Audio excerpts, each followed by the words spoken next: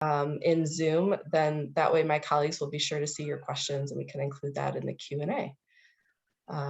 And with that, I'm going to turn it over to Mahnaz Afkhami, founder and president of WLP. Thank you, Alison. Greetings to all of you, wherever you are, and welcome to today's dialogue. We called our event, We Are All Afghanistan, based on our understanding that we are inescapably interconnected in every possible way. Our health, our jobs, our politics, our social fabric, our survival on planet Earth are all interconnected. So Afghanistan is all of us. We have with us today two women who have experienced Afghanistan firsthand.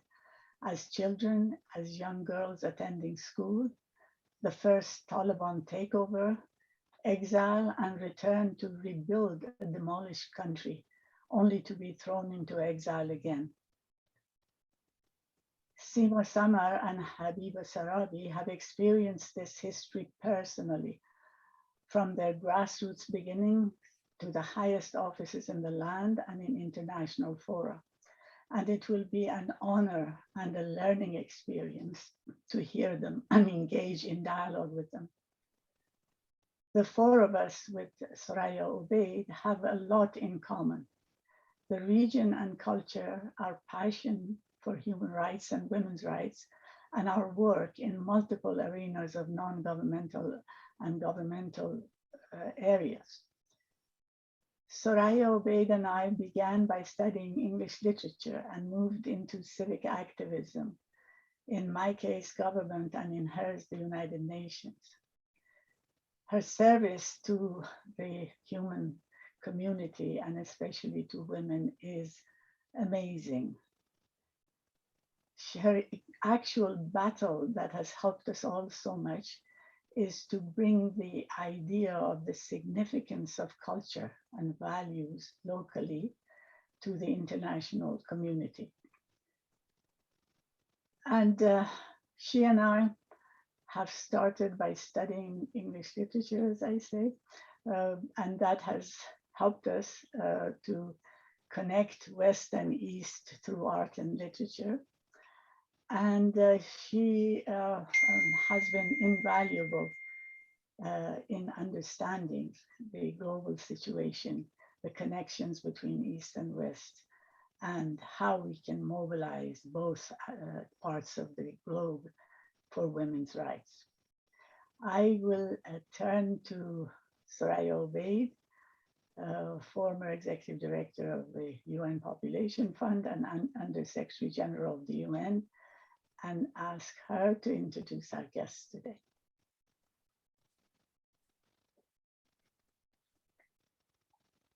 Thank you very much, Mahnaz. I think what brings us all together is that we are soul sisters in one way or another. All the four of us speaking today or being together today, we're soul sisters, coming from a similar background and hoping that together we can make a difference for the younger generation that is looking forward to a better life, hopefully. My role today is to introduce the two grand Sima Samar and Habiba Sarabi. It's an honor for me to be able to do that. And we all have similar backgrounds in many ways.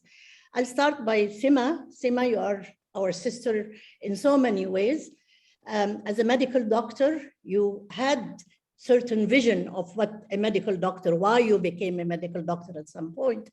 But you also became a Minister of Women's Affairs in Afghanistan, and you were a former chairperson of the Afghanistan Independent Human Rights Commission.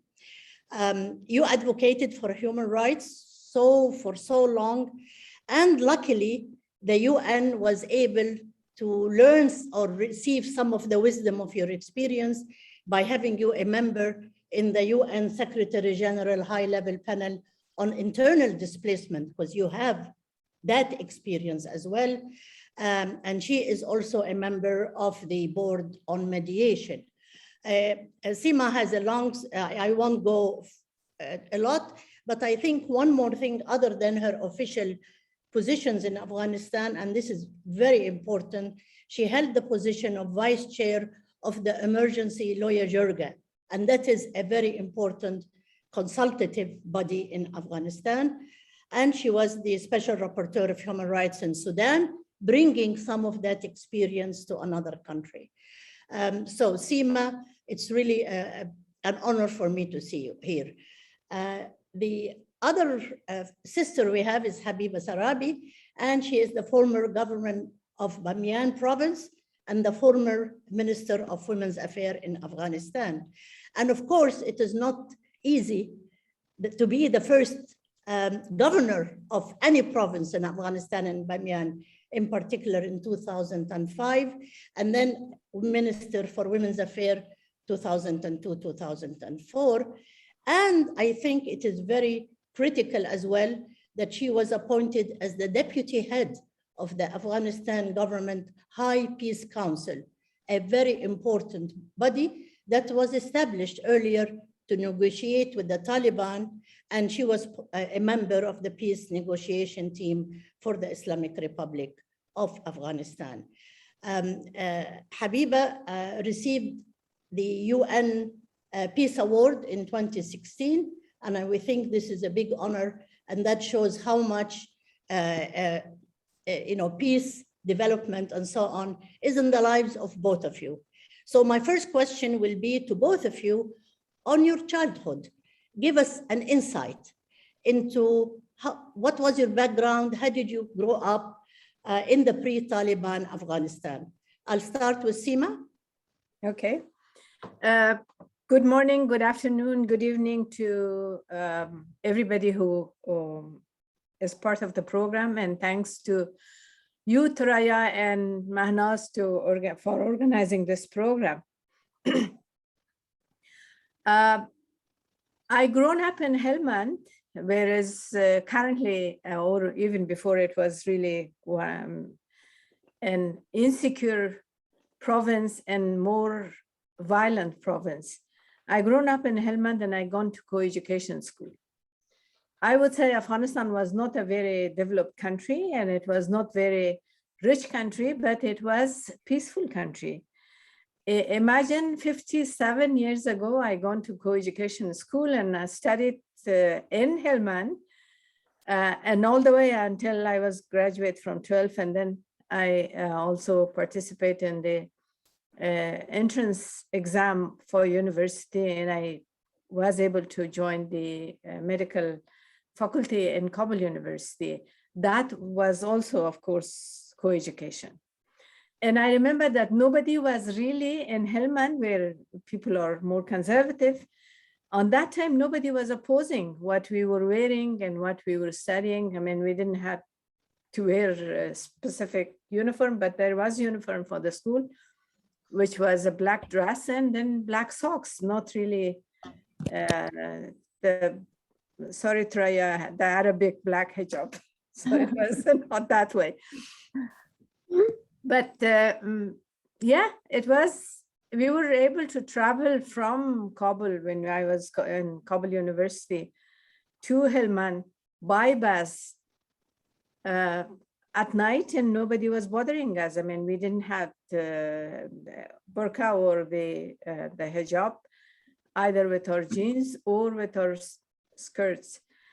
People were not bothering, not in Kandahar. Kandahar was in our way. I mean, we were able to walk in the city in Kandahar and go to the local kebab restaurant and have our lunch or breakfast, and nobody was bothering us. This is not the case, unfortunately, now. And it turned to be after the actual war started in 1978, after the coup d'etat, when they started to really restrict the people's freedom and violate the people's human rights. So that was the reason when the people started fighting. So what I try to say is fighting, even if it's just war, the people keep saying, or a fighting for freedom, is very, very destructive. What has happened to Afghanistan is not only the destruction of physical existence, physical like road and hospital or building, but it's a destruction on the people's behavior, which is really, really disturbing. So, and then last 44 years, different group of people came to power. People of Afghanistan were caught between the extreme left, which was the Khalqis and Parchamis, and extreme rights that we have today. In the middle, the rights of the people were violated without any accountability or without any justice. So that is something that is very sad for the country. And I think if those accountability and justice is forgotten, then we are not going to have peace. Thank you, Sima. Sad. Sorry. Okay. Yep. I'll move to Habiba because I think we need lots of time to discuss how can we help, how can we all work together. So I'll move to Habiba, and if you give us highlight of your first life as a child, your background, and so on. Assalamu alaikum. Salam to you and all the other friends, and good morning and good evening, good afternoon to everyone. Thank you very much for having me with this event, and thank you for making this opportunity. Coming to my childhood background, I have grown up in different provinces because according to my father's job, and from the northern up to the center of Kabul. So I have been in several schools and several provinces. So since that I entered to the Kabul University, I studied pharmacy in Kabul University. But I have to tell that my struggle or my fighting started from my childhood to fight for my own right and also fight for my mother right, because you know that in Afghanistan, of course, generally we had so many freedom as Dr. Samar mentioned, but particularly in some area or some families, they were still not very open-minded. So that's why my mother was one of the person that she was under the pressure of the family, and especially my father. So that's why I started my struggle and fighting from my childhood, from my family, to get my own freedom, and also to fight for my mother's rights. But generally, that's true that no one can bother. We had the freedom to go for education. There was no boundary for that, for higher education, even for our poshesh or the clothes that we were wearing. There was no any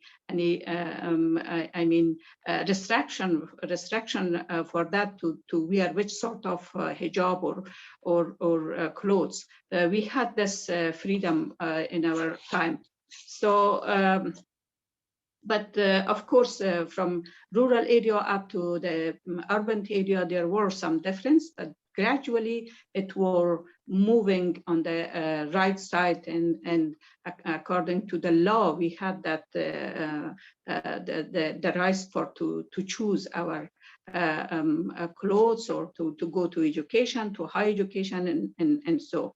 But I'm also one of the persons that I have seen, unfortunately, the full collapse of the regime, starting from the Khalqin Parcham and up to today. So there were different regime came in, all of them, of course, for the Khalqin Parcham or Dr. Najib and the other regime, that Mujahideen were fighting for them, that that regime is not a good Muslim. They were fighting on the name of Allahu Akbar and killing the people. And after that, Mujahideen period came, and they also fighting with each other, and different group were fighting, and they are also saying Allahu Akbar. And then Taliban came, and they were fighting for this against Mujahideen. Whenever they were killing someone, they were saying Allahu Akbar.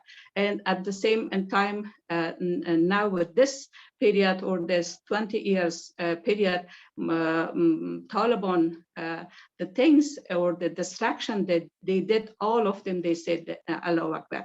We are confused among the all Allahu Akbar that they are saying. They are saying, and they are killing the people, they are destroying the city, they are destroying the infrastructure by the name of Allahu Akbar. This is really something that we are very tired from that, and we are confused for that.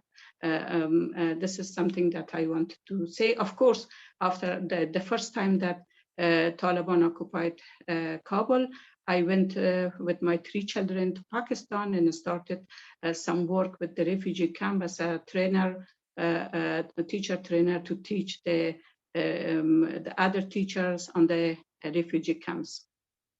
Thank you, Habiba. We'll come to that. Mahnaz?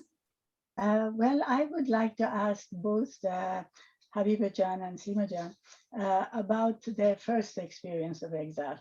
Having been one myself and having done a whole book about other people who have been in exile, I know what a tremendously trying and tense and horrible, really, experience exile is, and the uncertainty and all. So I would like for you to tell us, each of you, how that felt the first time.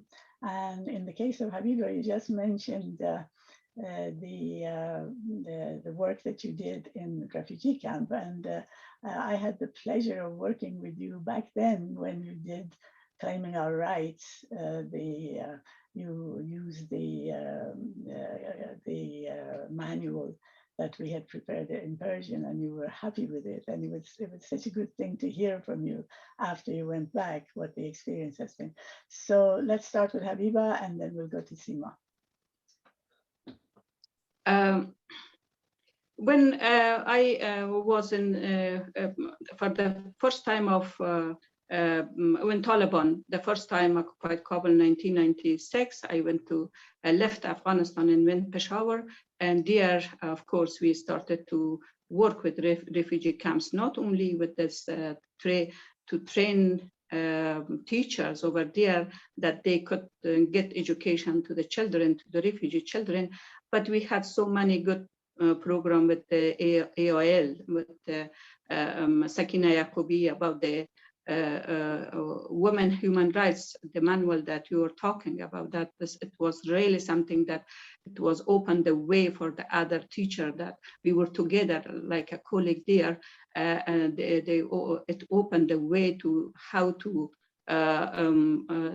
talk with the other women that they were living in the refugee camp, how they could get the education to know about their rights, from starting from basic rights of education, rights of health service, and so many economic rights, and also up to the political rights. These were something that we were working inside the refugee camps, and at the same time, of course, for the girls' education and children education inside in Pakistan, in the Peshawar city, we were busy with that, to at least something that we could do with our children in the refugee camps. We wanted to do. We wanted to able them, and also this enable women to know about their rights, and they can get it. This is something that we were busy with that. Thank you, Habiba. And Sima Jan? Thank you, Mahnaz Jan. When I was graduate from university, I worked for a few months in the hospital in Kabul, Wazir Akbar Khan Hospital. Then I left and went to the village where I come from. So that's why I was internally displaced, as I mentioned before. So it was interesting because there was a big difference between rural and urban areas, as Abidjan said before. I was there for almost 3 years, more than 2.5 years, and trying to help people, and saw that discrimination. I mean, I'm also a warrior. I started to fight in the same way Abidjan said. I had 2 mothers.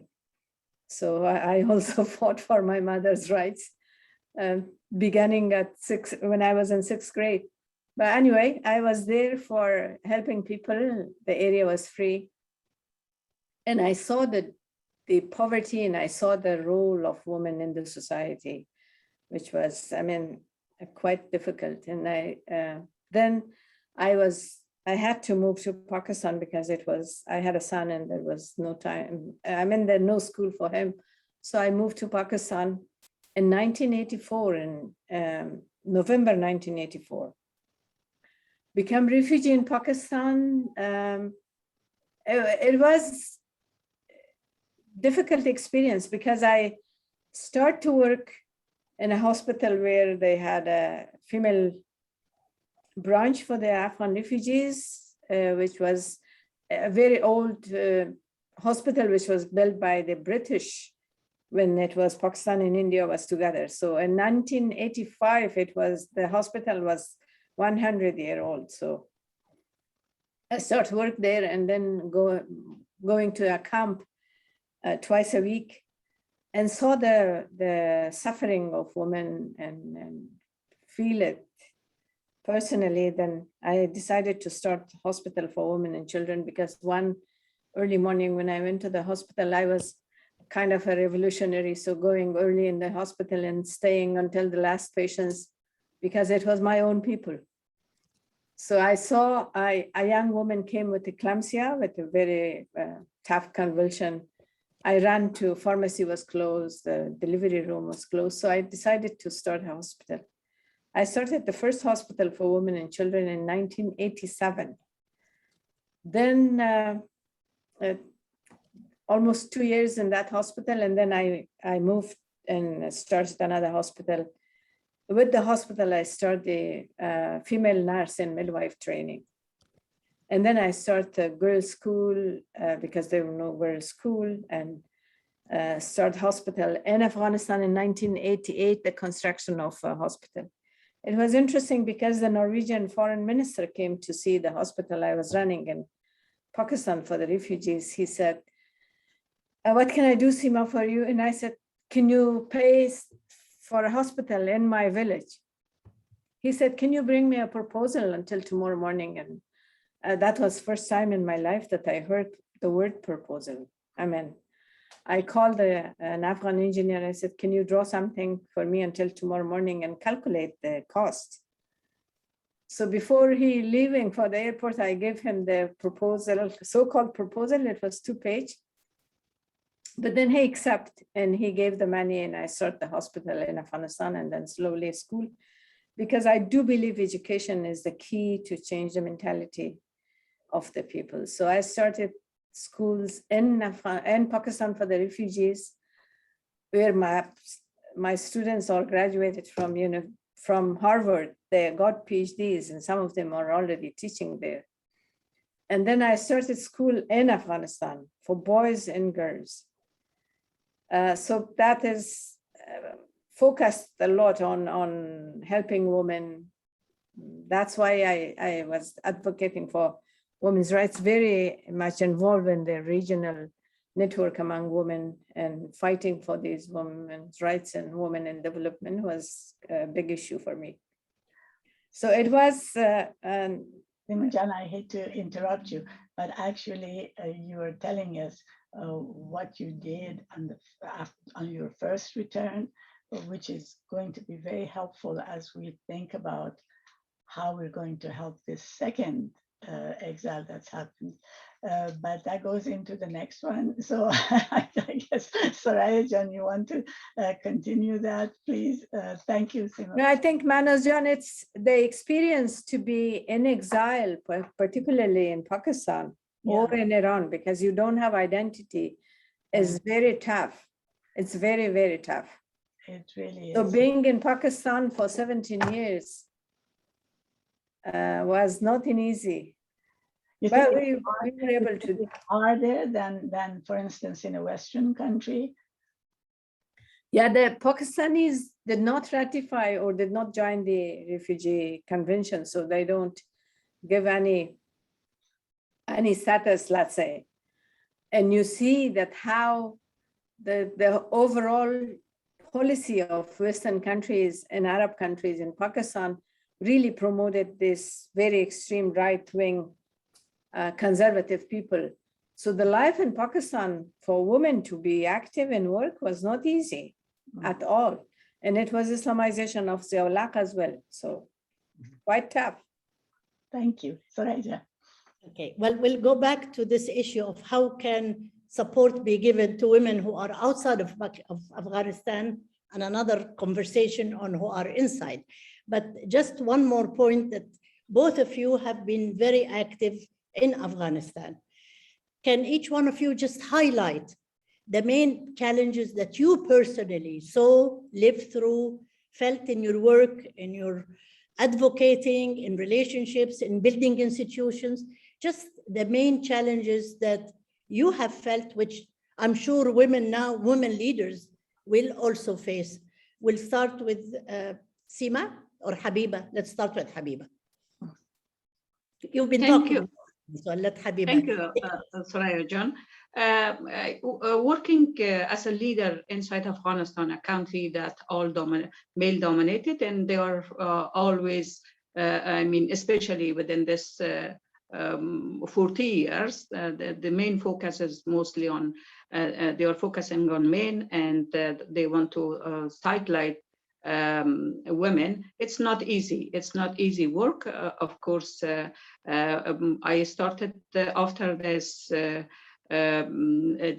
I returned back from after 2001, when I returned back I was appointed after Sima Samar, I was appointed as a Minister of Women Affairs, of course, working the gender issue and the women issue, it was very new in Afghanistan after the Taliban regime, and also working with this all the cabinet, that all of them, they are men and they have their own idea.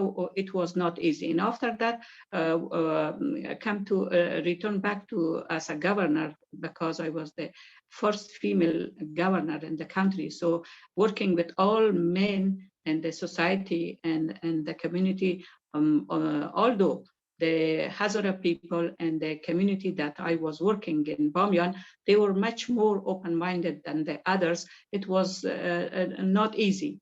For every step we were facing with so much problem, but the one that I want to share here, it's very, very interesting. One of the Eid that it's the governor is used to have a kind of political speech. The Imam will give, you know, Sarajan very well, the Imam will give a kind of preach to the people, but the governor will deliver the political speech. I did that one, and the head of the Islamic Council, they were accused me that I did something against the Sharia. And there was a delegation came from Kabul, from the Supreme Court, that to accuse me that I have delivered this speech. So fortunately, I had the video of that, and one of my colleague that he was working with me, he had a CD for that. And when they started the investigation, they shared that, and also some other Shia Imam. They also, they were stand for me and said that we have our own rights. If we Shia Imam or Shia scholar say that it's not a kind of, it's not against the Islam, it's not. So in this case, I was free from that. And this kind of accusation coming a lot from this, from all the colleagues that they are men. And of course, working with them, talking with them, convincing them for the better governance. It was not easy. I was always facing with a lot of challenges, and especially with this as a negotiator. With the whole team, we were 4 women. Of course, it was another challenging work for me to convince them that we have something to say. We have to be present for each conversation. We have to be present for each meeting, because sometimes the chief negotiator wanted to have some meeting with some Taliban leader, but they avoid women to be a part of that meeting. This is another challenging work for us to always wanted to convince them that we have to be present for each meeting. So working with Afghan people, Afghan men, I think it's always all over the world, but in Afghanistan is particularly, it's very difficult. And I have faced with a lot of challenges like that. Yes, I don't know where to start, but I think when I went to Afghanistan as a Minister of Women's Affairs and also Vice Chair for President Karzai, they were thinking that I would be a shy woman, but I tried not to be. And it was very difficult because there were no building for Ministry of Women's Affairs, and I had to find a building. So it was after 2 months, I got the building. It's somehow with a lot of diplomacy, I would say, and a lot of pressure. I got the building, and the building was already destroyed and full of naswar, full of tobaccos everywhere. Then I had to find money to repair that. So it was after 4 months when in July, when I hand over the ministry to Habiba, it was already fully furnished and everything. But the people in the cabinet, I mean, particularly the first cabinet, and after that also was mainly the commander of different political parties. It was not easy, but I was able to make the space for myself and for the women in the country. So it was tough. And I had a lot of sleepless nights to establish the Ministry of Women's Affairs. And then they just abolished it in one day and gave the building to Vice and Virtue. And then it was same for the Human Rights Commission, because in the emergency law jirga, they already organized a big group of them stand against me and called me Salman Rushdie of Afghanistan, and they wanted to kill, and they didn't want me to be part of the cabinet. So that's why we were, it was difficult, but I stand for the election. And it's interesting because I won the election, although it was, we were 27, 28 people for that position, mainly the commanders of different political parties, but I won the election. And then they start to shout at me, and it was a difficult time, but I did not give up. I was in the stage and they were shouting, we do not want Sima Samar, but I was smiling to them. Then finally I told them, when it was my turn in the microphone, I told them that you did not vote for me, so you don't have the right to shout. So go and see what you did in Kabul. The destruction was done by you people. So it was tough.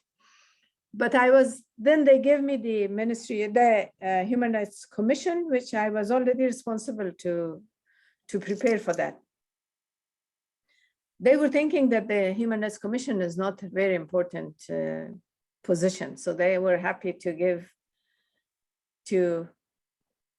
that position to me. And then I start again from scratch. So I was looking for a house here and there in order to find and start the commission. And the Afghanistan Independent Human Rights Commission is one of the best human rights commission in the world. Again, it's abolished by our leadership, I would say, or by Taliban. With the Human Rights Commission, because that is more difficult job, because we were dealing with all these conservative men, and they were trying to use religion and tradition as a tool in order to control. But we changed a lot of things. I just give you an example. We were able to change or ban on the forced virginity test in Afghanistan, because any woman who were running away from abusive family or forced marriage or child marriage, they were forced to go to virginity test for at least 2-3 times. without permission of the court. So we changed all those. We changed a lot of other laws. We made the elimination of violence against women, although it's not perfect law, but it was good. But all is gone. What is left, and I keep saying that what I think is the sign for hope, is the people who got the knowledge about their rights. The Taliban cannot take them. The Taliban cannot take the knowledge of human rights or knowledge on when they learn in the universities from the people. And that is a tool to struggle for a better society in Afghanistan. Thank you, Sima. I think this is the last words you just said. Once one is aware of the rights, that awareness can never be taken away. And I think this is a very important lesson for all of us to remember. Mahnaz? Yes, that is a great lesson. Actually, I see so much of this replicated in Iran, and how much awareness is being used there, for instance, after all these years of pressure. But the next thing we wanted to know, and that's really important for our audience, is what exactly has priority right now? What are the most urgent needs for women in Afghanistan? How can we support the education, security, just survival, healthcare, whatever? Please give us that. And we begin with Habiba. Thank you. Of course, the first priority at the moment for the women who are inside Afghanistan is education. And of course, the humanitarian assistance is another issue, because for the economical crisis, the poverty that existing at the moment inside Afghanistan, it's a critical issue. But the people or the women that they are inside Afghanistan, they are so brave. They are, because as Dr. Samar said, that they are aware from their rights. So that's why Taliban cannot stop them from every week. They are standing and taking a kind of demonstration and staying for their rights. So this is something that we can do, that we have to listen to their voice, and the voice should be taken to a tight network that it is outside Afghanistan. This network should take their voice to the decision maker anywhere, any institution, anywhere that they can make a decision. This voice should be taken to that network and that policymaker people. Inside Afghanistan, of course, education is a key. And so how we can support the education system inside the country, or how we can put pressure to Taliban from different other country. There are some countries that they will have, or they have influence to Taliban. For example, Pakistan, Qatar, Iran, China, Russia. Of course, China, Russia is something that you cannot do, or the Western country cannot do. But through the Islamic country, maybe it is the best way that to put pressure to Taliban. The education is not something against Islam. So why they are not open the secondary girls' school? So at the moment, boys and girls' school we have separate girls' school and separate boys' school. There is no co-education even for the secondary school. Why they are not allowed to open that? There should be a lot of pressure to that this schools should be open for them, and also they can go to university. So for a generation that they have been fought for 2 decades, it's difficult to push them back, and they cannot stay back and to just watch. So this is something that have to do it. And also through this international NGOs or an international organization, there should be a kind of support to women organization inside the country. Because when we support the women organization, the Taliban can recognize or understand that women, it's a kind of empowering the women, and they can believe to the power of women. That's why it's important that to support women organization and inside the country, and the people or the organization that they are out of the country also can support the women organization for this women empowerment, and also for some sort of business for women that they can earn money and can support the other women. Thank you, Habiba Jan. Sima Jan, what are your thoughts on that? Yeah, I think I would say that currently the people in Afghanistan face three crises. One is the political crisis, that the lack of trust and confidence on the leadership, on the political system, lack of unclear future, which is really a problem. The second crisis is a humanitarian crisis that we all know. It was already drought in Afghanistan. A lot of people are displaced. And now poverty increased. Nobody can get, even if they have money in the bank, they cannot get it, including myself. I don't have access to my account. The third crisis is because of the COVID and because of the health situation in the country. So I think these, all the three crises need to be tackled in a proper way. I fully agree with education. Education must continue in any possible way. If it's in the mosque, if it's at home, if it's in the under the tree, whatever we can, that should be continued. The second point is the humanitarian support, and I personally think that we should not make the people more depend on relief, but the whole program should design in a way that people feel the dignity and live with dignity.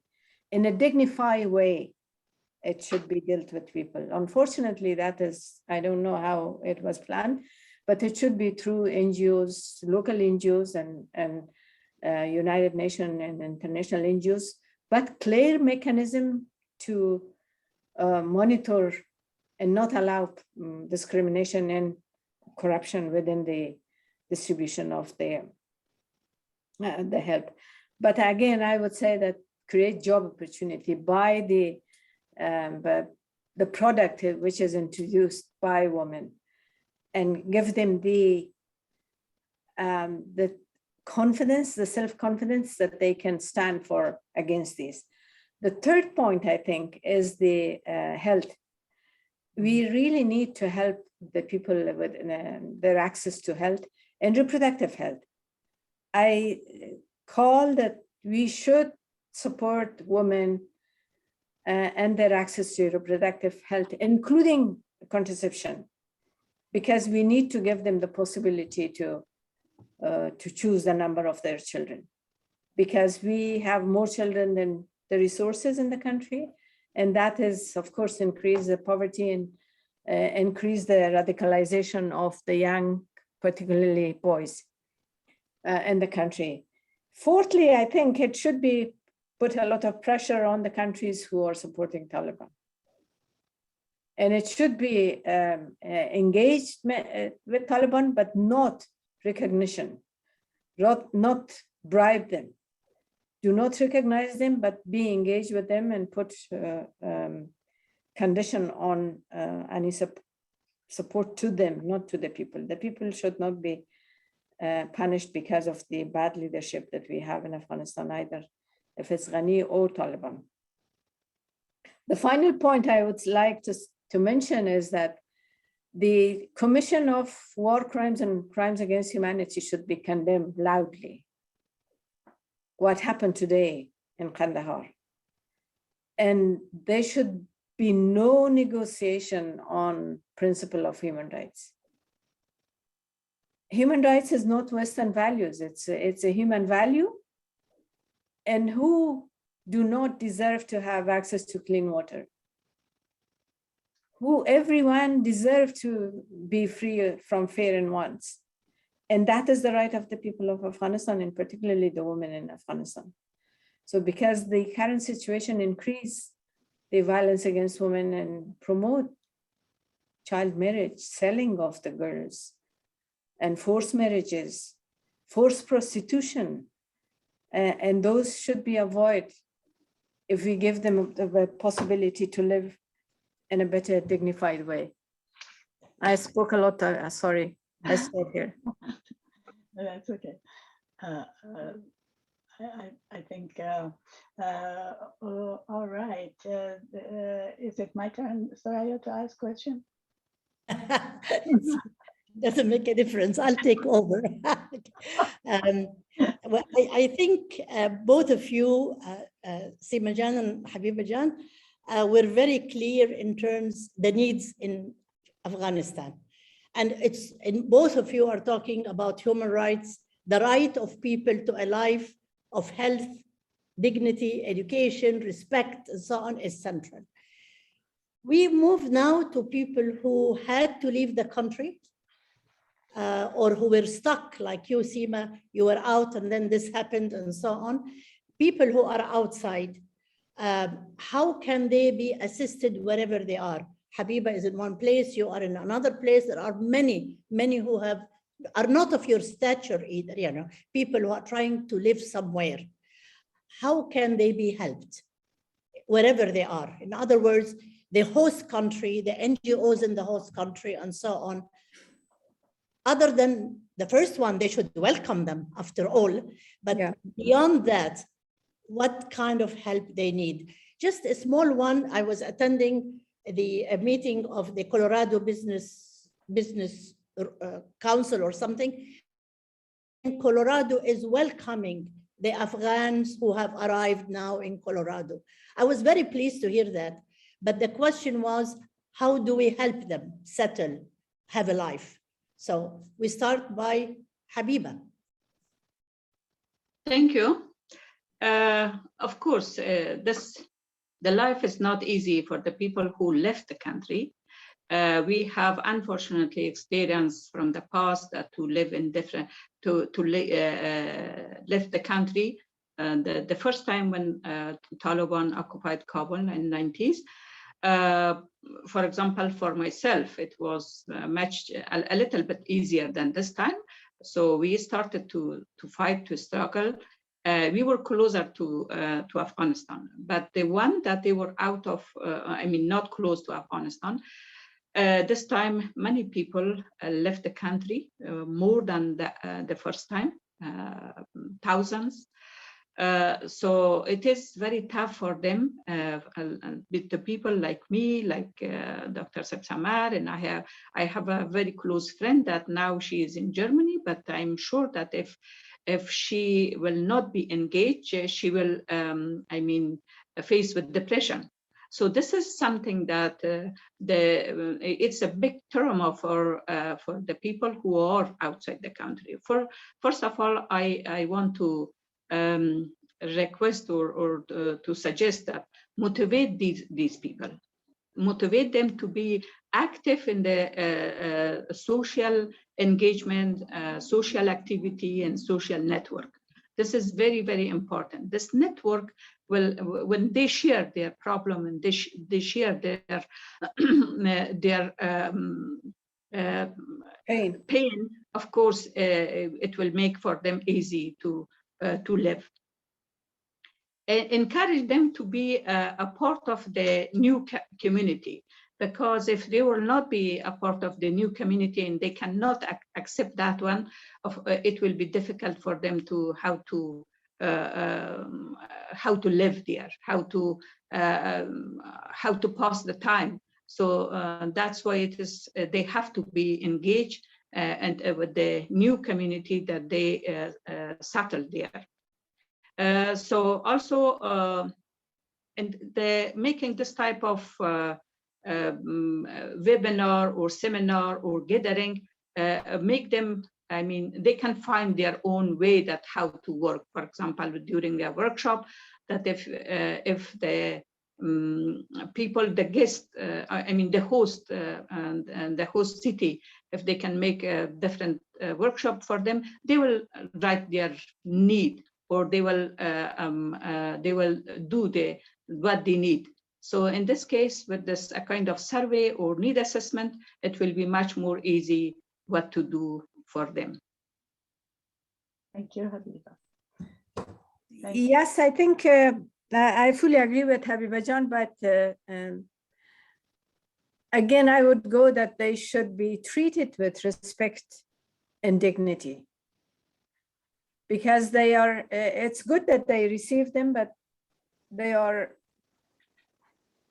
traumatized. They left everything, whatever. I mean, even our, I personally think the muddy house that we have in Afghanistan, I prefer, and everybody prefer that life than having a more luxurious life outside. So it is really important that they are treated with respect and with dignity. The second point that I would like to mention, that for some elderly, not the young is easier, but some elderly people, let's say the people who are 45 or above 40, they're coming with their family here, and then they among the two culture, they are lost. And they have a lot of problem committing some kind of aggression or violence against their female member of the family and so on. And that should be somehow a proper orientation for them has to be done, rather than, and there's, expectation that they came to America and everything is solved. They have to be told that the truth and the reality, not to be disappointed, but to be encouraged in order to be active part of the society. For women particularly, I think they, if there is a job opportunity for them again, to give them kind of self-confidence that they are able to work, not to have food stamp every day on their hand and go to get that or wait for social security in European countries, would be actually something positive to help they build the personality within that society for themselves. But of course,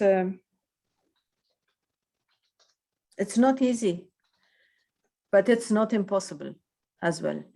It is possible with some patience, with some more understanding and listening to the Afghans also, because it's usually they say, okay, the human rights is Western value, so Afghans do not understand and they don't care. They're conservative people, they've been violent.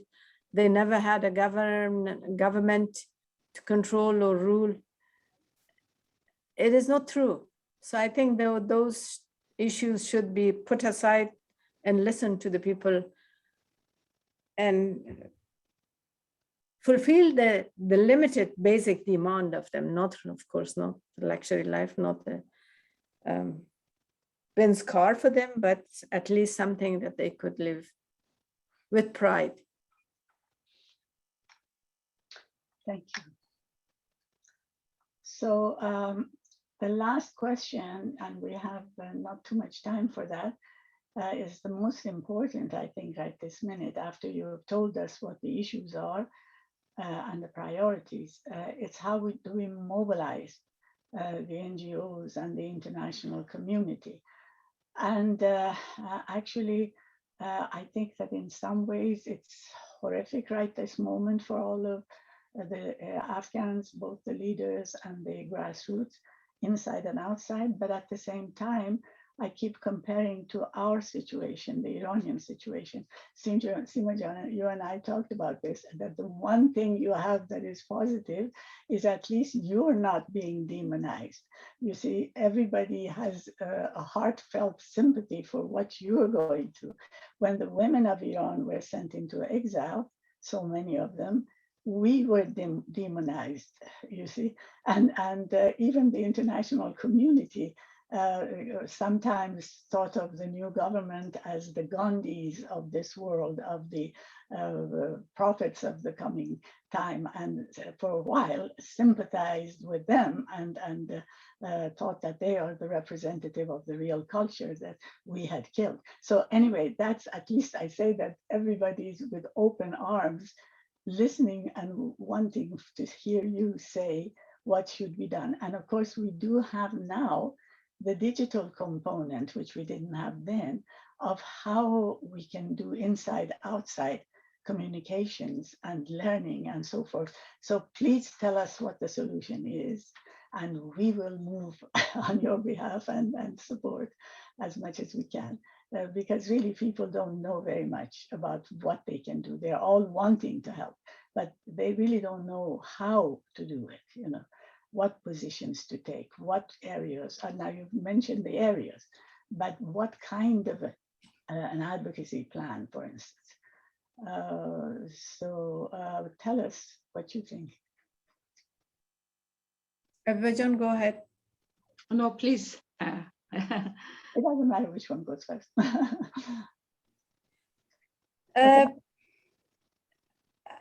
I think we are at the beginning of crisis. I would imagine that we will have more severe and serious crisis in the coming months, particularly with the winter starting in Afghanistan, because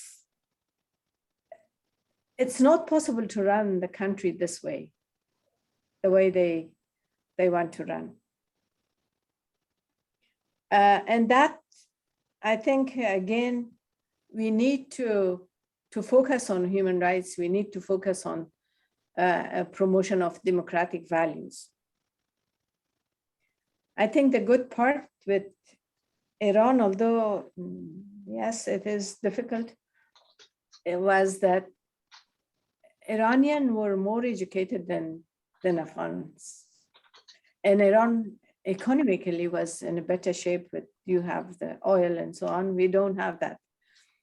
Although it is might be misuse of those resources, but it is much better than the condition that we have. We are, all of our social services, including the education and health system, is depend on the outside support.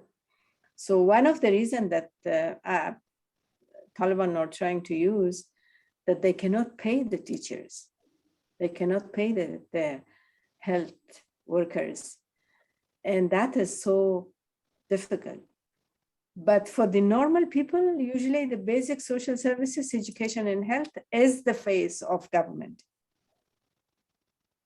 In every country, not only in Afghanistan, but particularly in countries like Afghanistan, those two basic social services is really giving people hope that yes, there is a government who's taking care of us.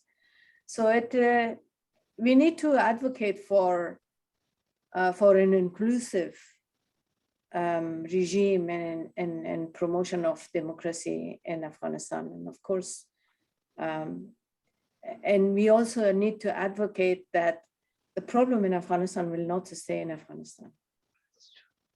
The history showed this, and we'll have to learn from history.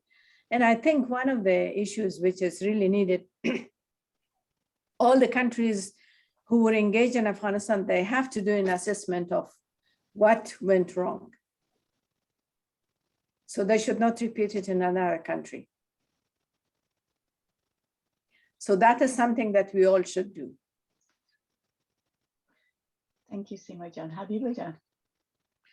Okay, according to the priority that before Simojan, Dr. Samar mentioned, about humanitarian and also education and health. So we have to focus on all our friends and our network and our partner that they are outside the country or in the Western country. They have to focus on these three areas. But there are some possibility or some opportunity that our sisterhood, our network, that or the network that they are supporting Afghan women, they can have a strong voice.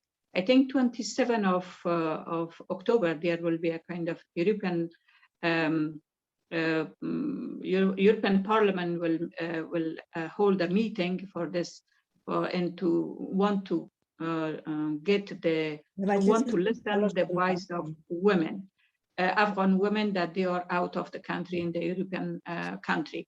So this kind of platform, for example, before it was the G20 meeting, and before it was a meeting in Doha between Taliban and US and Qatar.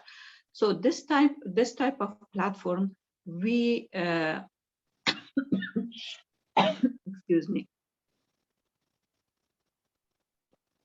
we highly request that the demand of Afghan people should be focused on that sort of platform. If there will be no voice from Afghan people and the supporter of Afghan women, so of course they will not take it serious. It is better that to push these countries whenever there is a platform, whenever there is an opportunity, they have to listen the Afghan women voice. And also, as Dr. Samar mentioned, the country that they are supporting, Taliban, excuse me, they have to be pushed by the international community, especially by women.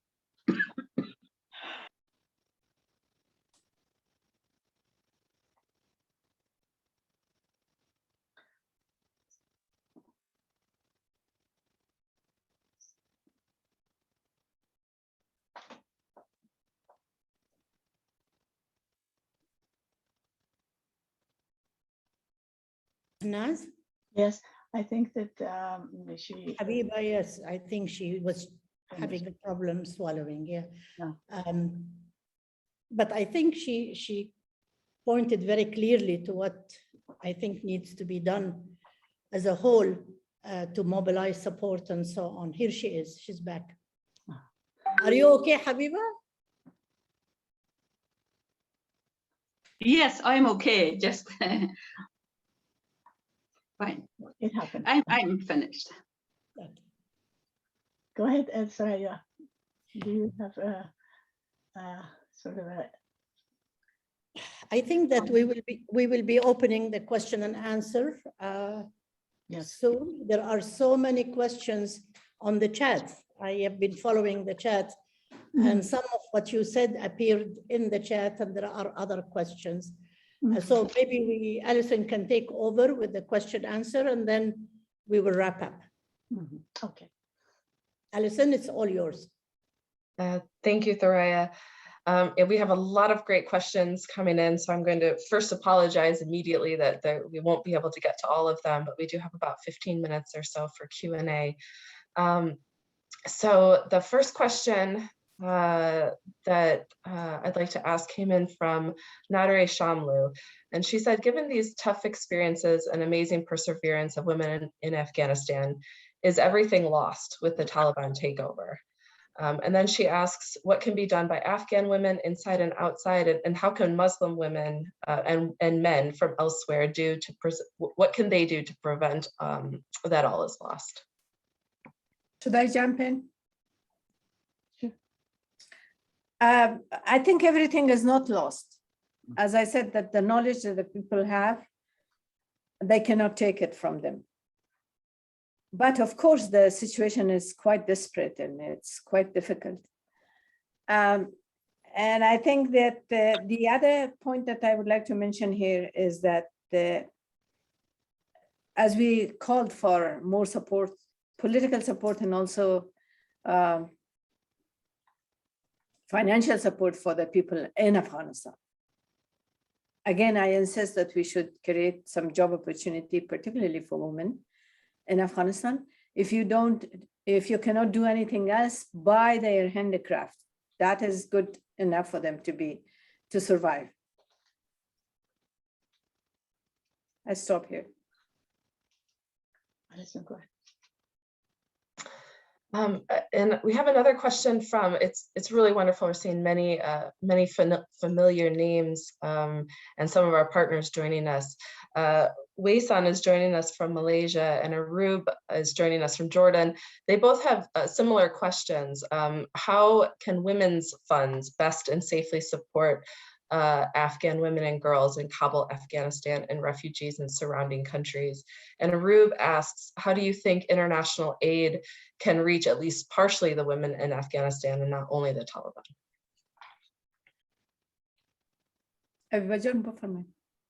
Okay, it should be a conditional base. If there is a conditional for them, for the support or for the aid, it can reach to the women group, and also women to women. If the women organization out of the country, from a Western country, and supporting the women organization inside the country, it can be helpful. I just want to add one thing I forgot I didn't mention. Muslim women and Muslim men can help a lot because what they do is not Islamic. So in order to protect our own religion, they have to interfere on the issues. Last time when the Taliban was in power, unfortunately, we didn't have a lot of solidarity from our Muslim sisters. This time it should be changed.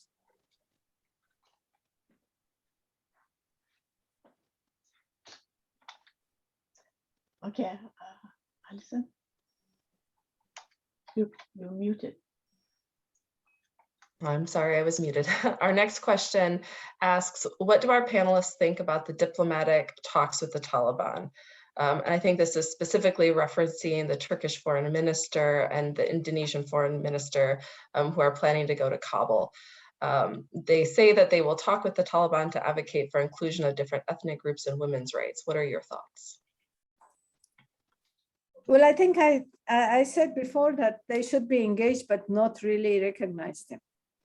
The one thing that I have to honestly say that I'm afraid that there are people trying to kind of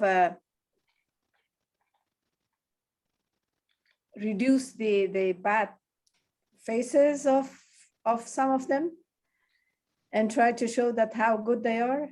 And that should not be done. I mean, as I said, that we have to be loud enough against the violation of human rights that they does.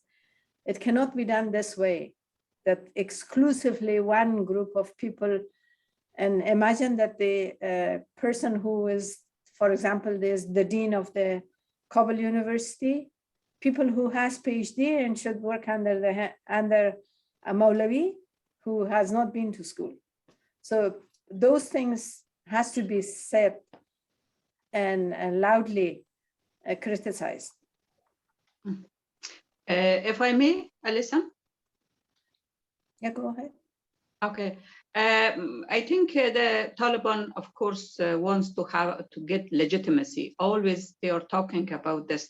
They will have one woman minister or a woman minister, or they will think about or take care about this primary school and so many others. But this is something that they want to have legitimacy. The international community in this country that should know that Taliban is looking for legitimacy, and they have to be engaged, as Dr. Samar said, but there should be, they should take care about this, their action. And also, there should be a kind of joint voice or joint pressure from the international community to this Islamic country and the supporter of Taliban for the inclusivity and also the education and God's education in this human value. Thank you. The next question comes from our partner in Nigeria, Joy Nagwakwe, as well as another question that's coming from a Turkish ally who's joining us. Joy asks, what advice would you give women's organizations in other countries who are facing similar extremist actions or takeover? And the second part of this question is, if you could go back before the takeover, what would you recommend that women and men do? And she adds, I'm also asking this to find out what more Turkish women should do. I think this gets at the question really the theme of this topic, that we are all Afghanistan, and this is not something that's happening in Afghanistan in isolation. I'd also like to open up that question to Mahnaz and Thoraya, given your experiences, if you would like to comment on that. Well, shall we go with them first, and then we'll go to us? Okay. Yeah. I think, again, it's the same thing, that we need to continue the solidarity and support. And the one thing that the other countries should learn from Afghanistan is that they have to stand and resist and promote human rights and democracy, and then not be quiet against the nepotism or discrimination or corruption, particularly. When there's an inclusivity in a government, either being woman or different ethnic group or different religion, that itself gave a lot of legitimacy to the government and give a lot of ownership to the people. So that should be also something that we need to emphasize on it. And the other women in the other countries should stand for those values. Our values should not be a value of discrimination and superiority. Our value should be a value of equality and based on human rights and human dignity.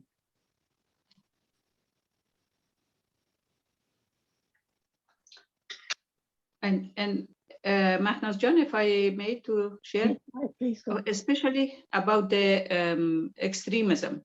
I think the other women organization in the other country, if they are facing with similar practice like us, they have to educate the people not to go to the very extremist madrasa, because these extremist madrasa,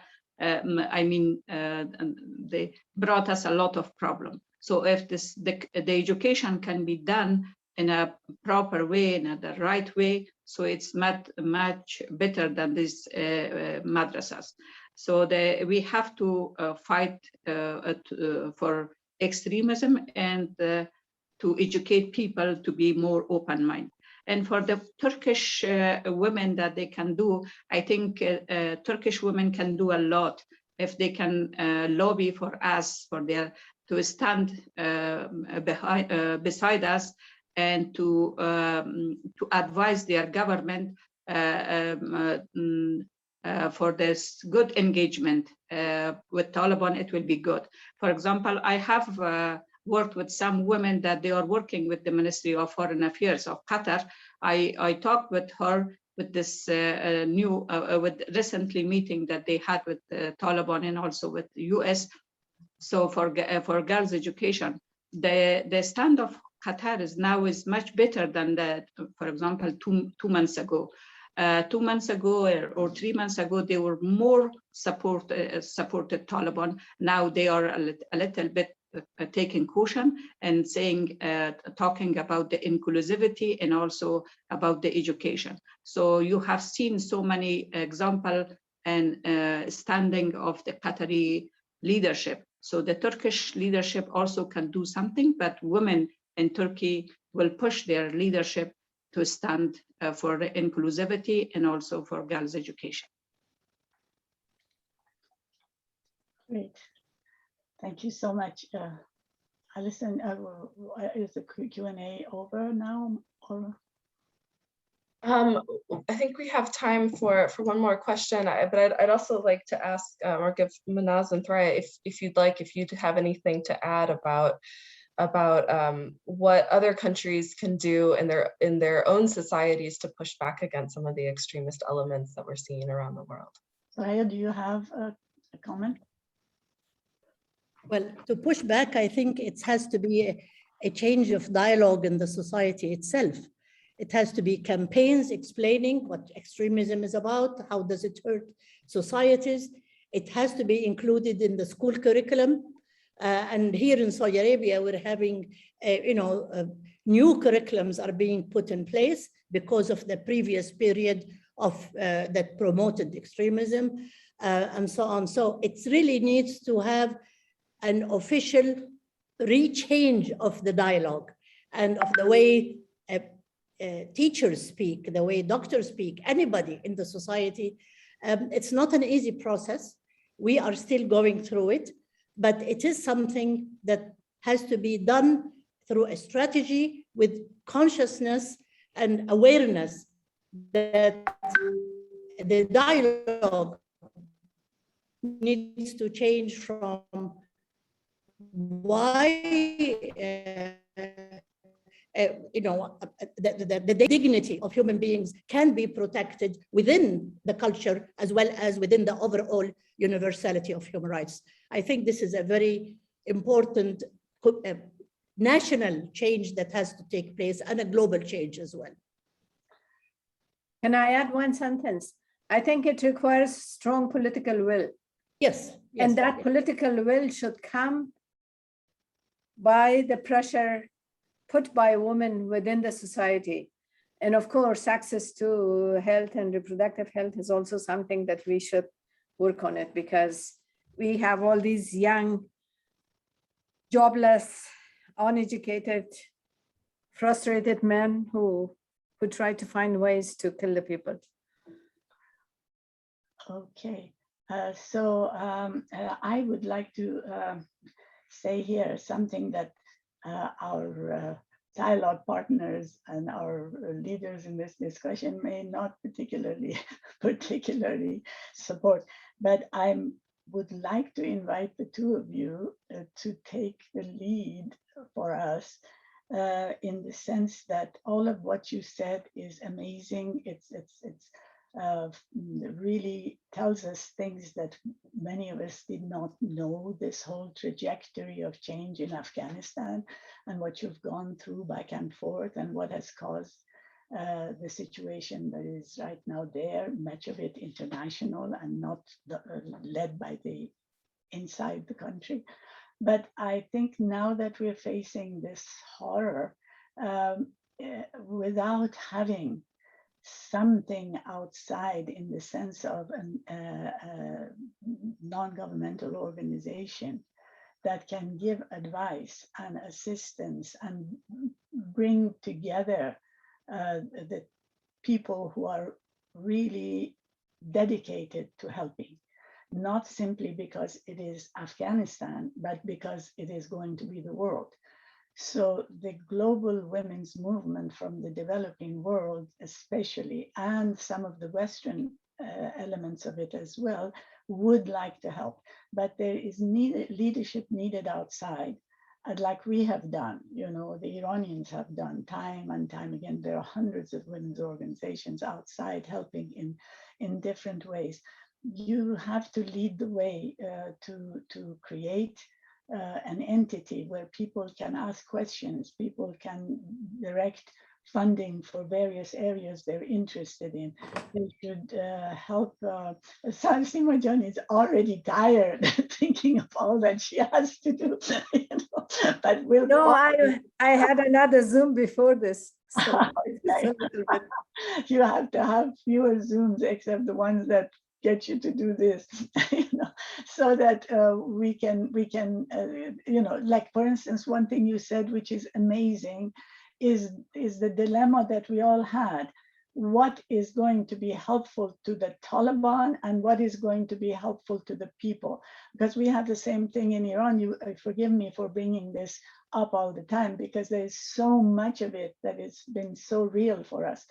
Well, yes, you're right. You should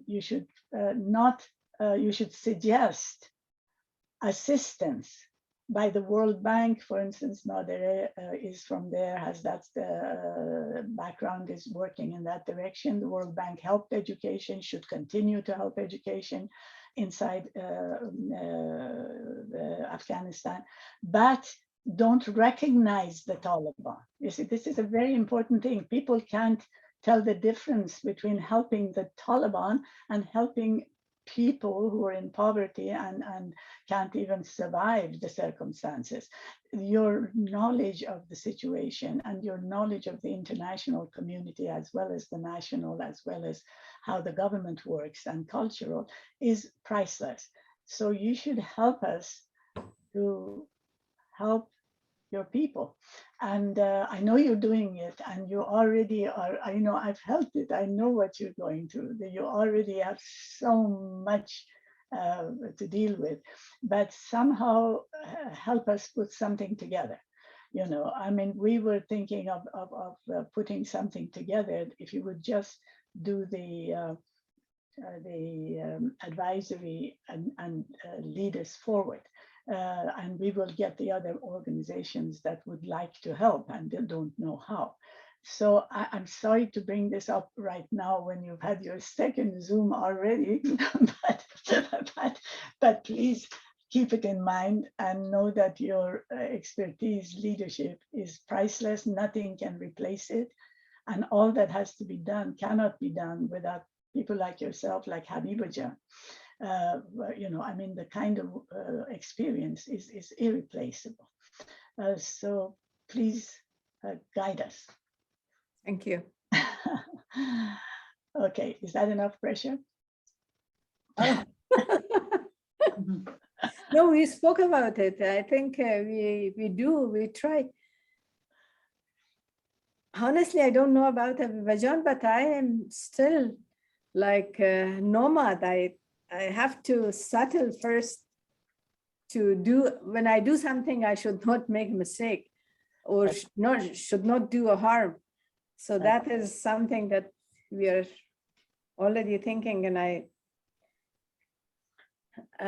we struggle with a lot of things. Yeah. Dr. Afif, I know that it was tough for everyone, for us as well, because it was really shock for us, because I was in Doha and I was, watching everything, but it was really shocking. For 2-3 weeks, I didn't came back from shock. Now, of course, I'm still nomad, as you said. I didn't settle, but we have to think about and manage ourselves. Yeah, exactly. Azerbaijan, you remember we cried before the fall of the government. So it's a tough for us.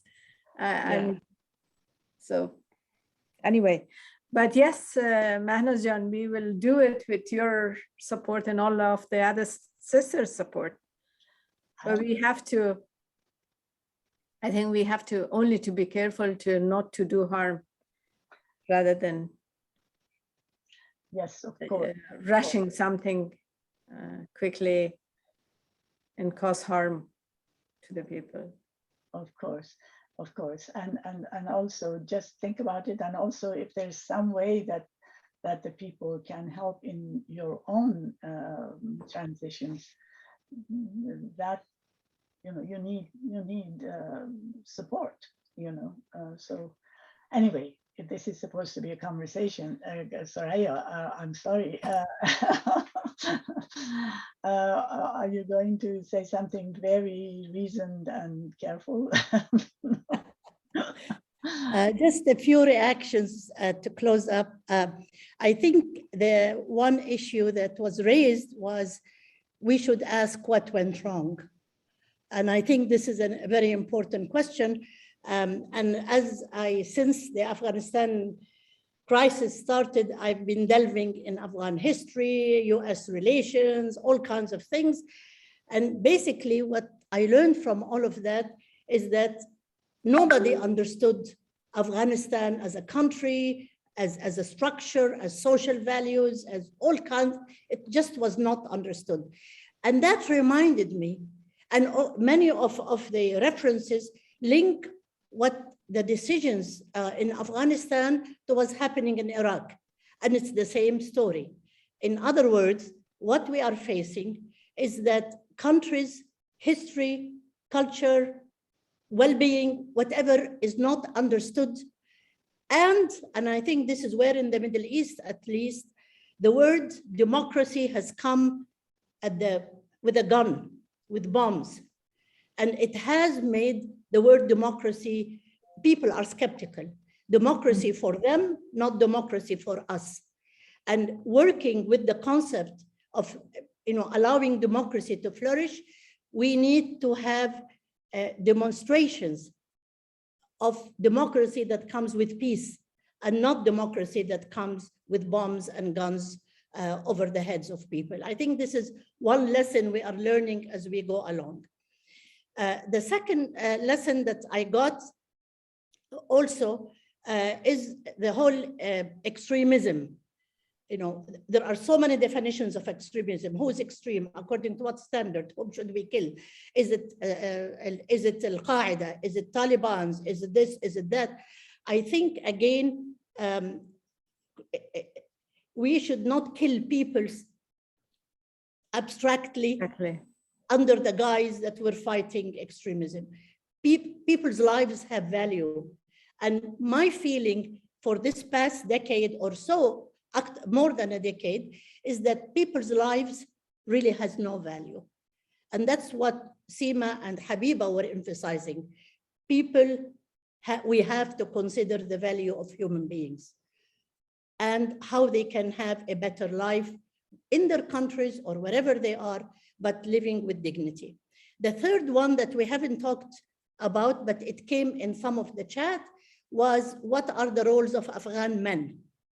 We've talked about Afghan women, we've talked about men and women, but we haven't, and maybe this is an area that needs special attention. How can we bring men on board to support the struggle of women in Afghanistan? The fourth or third point, whatever, is conflicts always impact women and little girls more. But ironically, even COVID is impacting little girls more. Whatever happens in the world, it impacts women and little girls more. And I think this is, again, it's related to the way women and children little girls are conceived. Because of COVID, girls are not going to school. They are being married early, or they're being sold, or whatever. So it is another war on human beings that COVID has brought. But again, little girls are the victims. And this is where we need to protect them with education and health, as Sima and Habiba have said. The last point I have, I think it's my last point, was the whole issue of human rights. And what Sima mentioned, and this was one of the UN documents during Boutros Ghali's days, was freedom from want and freedom from fear. Mm-hmm. This summarizes basically where with respect for the self-agency of people, people determine their own lives. And here, my last comment is really, if using religion or using Islam to stop girls from going to high school, I've declared 5,000 times that my father empowered me because of the first verse of our Quran, "Iqra bismi rabbika alladhi khalaq," read in the name of God. And he felt it was his responsibility as a father that the boys and the girls in his family read. So if they are looking for empowering words, they will find it in the Quran. It's just how they twist it and turn it around, it's another story. Anyway, what we want to emphasize is basically, the dream is for all countries. Now we have a crisis of Afghanistan. We still have Libya. We still have Iraq. We still have Syria, at least Middle East, Yemen, etc. That we need for all big people. We are small people, the big people, to really respect human lives, respect human dignity, and ensure that human rights and democracy come through sustainable programs and not through a gun and a bomb. Thank you. Thank you. Thank you, Thoraya. You are a big person, not a small person by any means in any decision-making arena. So I want to thank both of you, Sima Jan, Habiba Jan, for what you have done in your life, what you will do still, and wish you peace and wish you easier times and success in helping your people and us. And whatever you do for your own people, you're doing it for all of us, as Thoraya mentioned as well. And thank you so much, Thoraya, for your wise words and for your support of all of our issues. And thank you to the WLP team. Thanks. Thank Let's you begin. all, and thanks to your team for organizing this. Thank you.